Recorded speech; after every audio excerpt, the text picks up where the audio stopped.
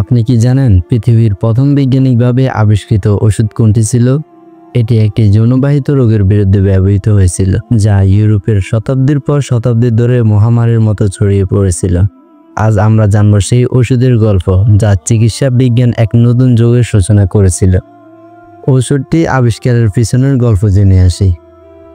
1909 সালে জার্মান বিজ্ঞানী পল এহরলিখ এবং তার জাপানি সহকারী সাহাসিরো হাতা 606 নম্বর যুগটি আবিষ্কার করেন, যা সেলভারসন নামে পরিচিত।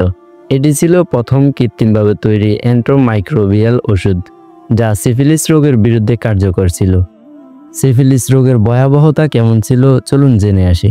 সিফিলিস একটি মারাত্মক যৌনবাহিত রোগ, যা ট্যাপোনেমিয়া পেলিডাম ব্যাকটেরিয়ার কারণে হয়। এটি শরীরের বিভিন্ন অঙ্গ প্রত্যঙ্গে ক্ষতি করে এবং মৃত্যুর কারণ হতে পারে।